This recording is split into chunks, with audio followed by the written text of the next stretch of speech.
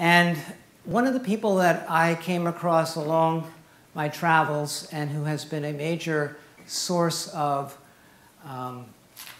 wisdom and guidance in my work is a man named Everett Roger, who wrote a book called Diffusion of Innovation. He's a researcher, no longer alive, out of Stanford, social scientist. Any of you know the book Diffusion of Innovation? Good, small number. Well, that's one of my Bibles.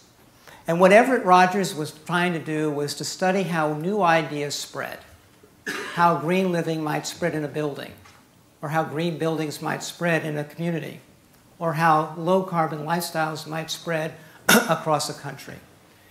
And what he found was that there were 4 groups of people that respond to an innovation.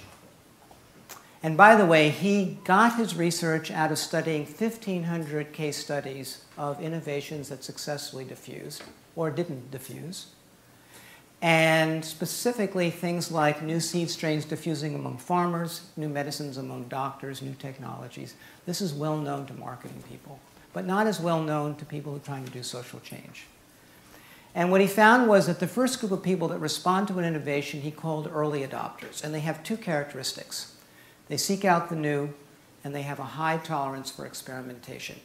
They would show up and spend 2 days at Garrison Institute looking at an issue like this.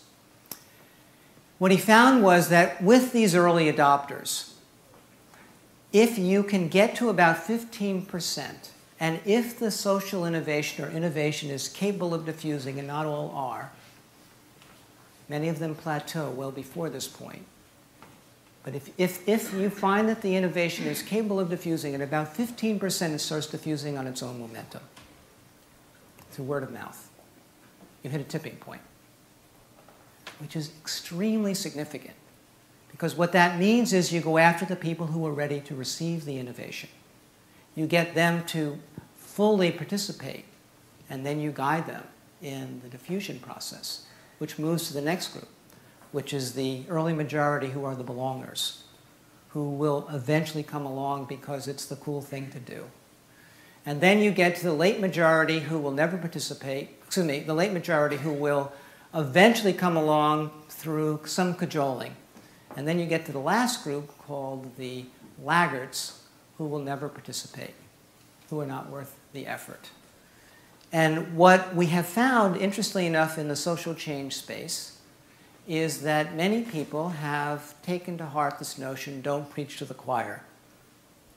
And they have created a lot of different names to who they should preach to. But what, in fact, Everett Rogers talks about is you need to preach to the choir. They will sing loud enough to get everyone to come into the church or the synagogue or the mosque. That is where your leverage point is. That's where your disproportionate, influenced, leveraged exists. And so one of the things that's made my job a lot easier is that I spend most of my time with early adopters and really getting them to take up the innovation and giving them the tools to diffuse it. And what I've begun to look at is the notion of elegant strategies for diffusion, elegant strategies for social change. And my experience is if it's not working, the first place that I want to look is me as the architect of the social change strategy, not to the person who is not responding. Because often we think that there's no receptivity, but often it's about our design. And the most critical piece of the design, once you've got the innovation designed, is the ability to find your early adopters, support them to be successful, and diffuse from there. So in 1989, we began to look at the question, how do we address the issue of environmentally sustainable living in America? What we discovered was America, as 5% of the world's population, consumes a quarter of the resources, and through inefficiency and lack of awareness, we waste 75% of the resources that we consume. We are a significant part of the problem, and we are a significant part of the solution. And in fact, out of the 1992 Rio conference, they said the greatest one of the major takeaways of that conference was the greatest cause of the deterioration of the global ecosystem is the unsustainable patterns of consumption and production in the industrialized worlds. That is a leverage point. That is a place where if we can start to shift that, it becomes a game changer. One of the criteria for a game changer, it seems impossible. If you know that you've got that kind of resistance or disbelief in possibility, then you know you're probably playing in that space, because that's why it would be a game changer if you could get it to work.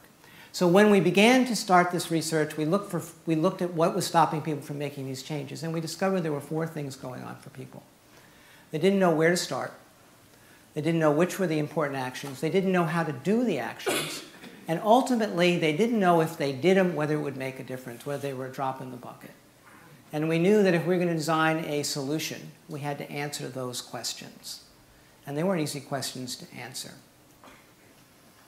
So our brief was to design a scalable strategy that could transform these barriers to participation, and that could, at the end of the day, effectively change behavior. So our vision was to adopt environmentally sustainable lifestyles in America and see what's possible. We went on this as adventurers, as explorers, as evolutionary scouts. What's possible here? Can we do this? What would it take to do this? How far can you get? So I wrote a book called The Green Living Handbook. And what we tried to do with this book was to take the overwhelm of information that was now available in the culture, 50 simple things to do, on up to 1,000 simple things to do, and to break it down into 6 topics that we saw were where people had an impact on the environment, where their ecological footprint existed. One was solid waste, reducing our solid waste. One was energy efficiency.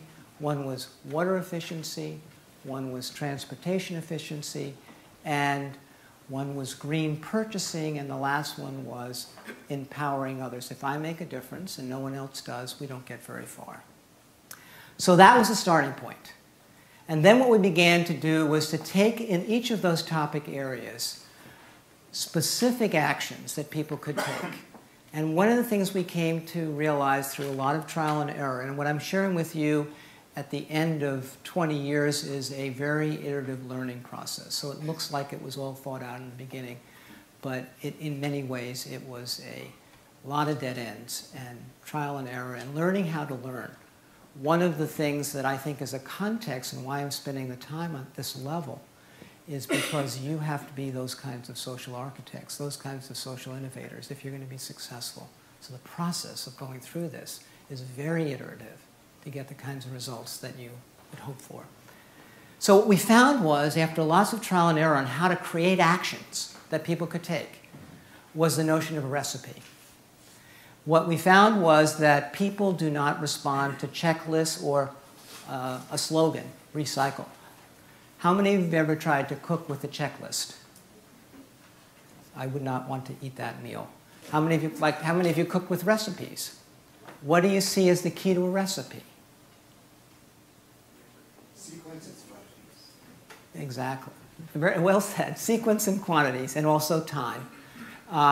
So we laid out literally step by step by step all the sequence that you need to take. Any sequence that was missing on how to take an action became a barrier to action. And people would then invoke the death blow to behavior change. I'll get around to it later. Websites, killers. Go to this website and then come back and take the action from there. Anytime you break the sequence, people just find that challenging. So carefully crafted recipes. So we put out the book, we created the state-of-the-art in what a behavior change program looked like, and we still weren't getting the take-up, even though it was better than anything else available at the time.